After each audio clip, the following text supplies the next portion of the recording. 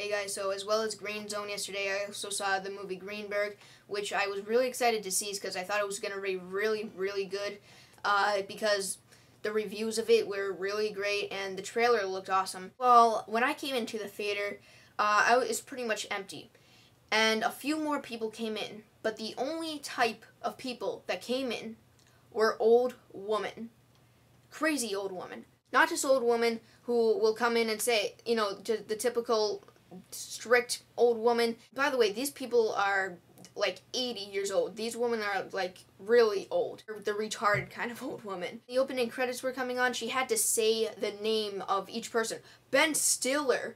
Oh, this person. I never heard of that. And then the other old woman next to her would always say, shh. You know, and they were doing it very loud. They were thinking they were being quiet, but no, they were talking very loud. Editing mess up coming in the clip following right now. And coming out of it, I do have to say I was a little disappointed. So basically Ben Stiller plays this guy, Greenberg, who is a carpenter, used to be a musician, went through a bunch of drug crap, and he just came out of a mental hospital. His life is pretty much fucked. He still has a little friends, but he's just a lonely guy sitting in his house watching everyone else have fun. Doesn't really know anyone who's coming over his house because he shares one with his brother. He meets his brother, his personal assistant, and kind of dates her and pretty much just right away has sex with her. And they have a relationship which is kind of awkward because they're both awkward people, but the relationship is pretty much coming over, maybe fighting a little bit, talking, having strange sex, you know, just not the best relationship ever, I would say. Going back to the old woman thing, there's a scene in here where Ben Stiller gives oral sex to this woman. And I have three old women right here. Ben Stiller is going down on her, and the three old women are right in front of me, and it's a pretty uncomfortable moment in the movie theaters for me.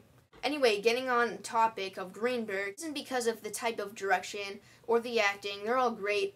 The thing is the pacing. Watching this movie is very slowed down by the awkward kind of maybe acting and filmmaking and writing it is. I mean, the character studies are good. Like I think we can understand this type of people, but we don't really see anything else in them besides they're kind of loony.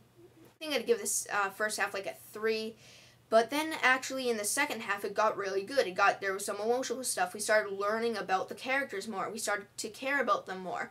Give that around like a 4, because there's some really good moments with Ben Stiller and this other girl that he meets. And that's when I start to actually feel for these people.